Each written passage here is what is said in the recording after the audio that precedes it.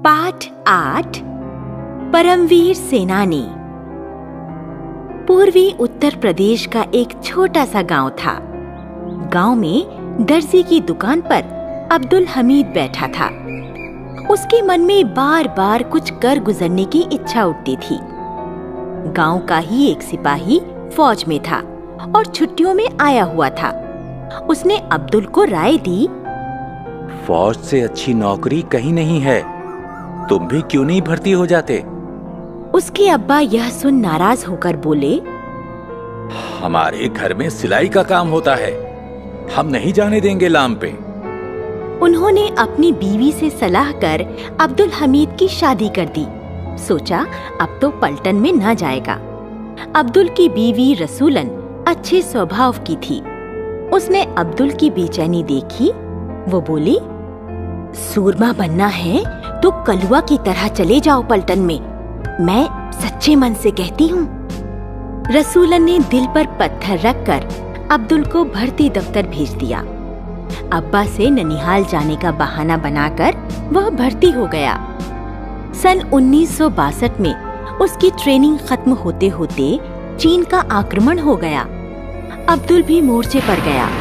चीनी सैनिकों ने भारी संख्या में बढ़ना शुरू किया। भारतीय सेना तितर-बितर हो रही थी। बहुत से जवान रास्ता भटक गए और कुछ मर भी गए। अब्दुल और उसके 2 साथी लंबे रास्ते से चलकर बच निकले।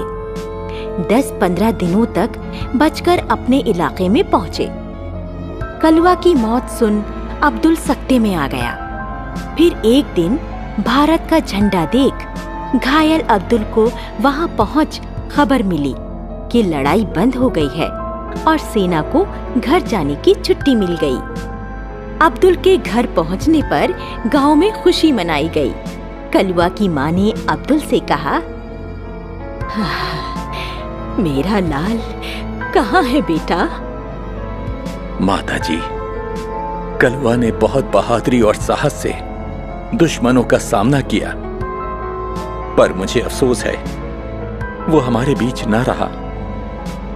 मई 1964 में पंडित जवाहरलाल नेहरू की मृत्यु से पाकिस्तान को भारत के टुकड़े करने का अवसर मिला और उसने जम्मू कश्मीर, राजस्थान और पंजाब में घुसपैठिए भेजे। 10 सितंबर 1965 को सुबह 8 बजे खेमकरण के सपाट खेतों में पाकिस्तानी टैंक आगे बढ़ने लगे। वहां अब्दुल अपनी कंपनी को लेकर जा डटा। एक जीप में सवार अब्दुल ने ऐसी कमान संभाली कि दुश्मन के टैंकों को अपने गोलों से उड़ा दिया। अब दुश्मन के टैंकों ने अब्दुल के चारों ओर घेरा डाल दिया। अब्दुल अपना रास्ता बदलते हुए दुश्मन को भुलावे में डालता रहा। उनकी तोपें और टैंकों ने उसकी ओर आग उगलना शुरू कर दिया, किंतु अब्दुल का हौसला पस्त न हुआ।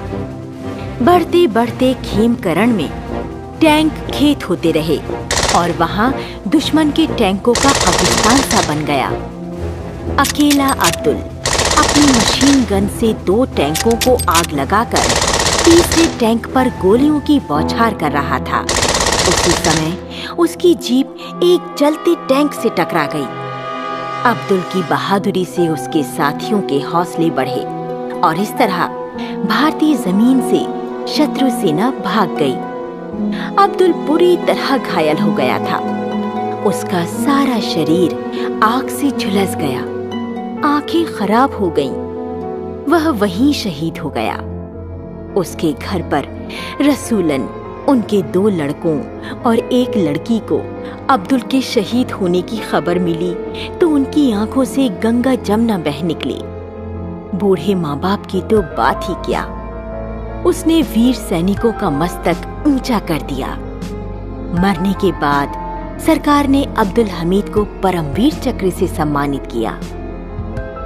तो बच्चों, इससे हमें यह शिक्षा मिलती है कि मातृभूमि की रक्षा करना हमारा कर्तव्य है। सच्चा नागरिक वही है जो अपने देश के लिए अपने प्राणों की बाजी तक लगा देता है।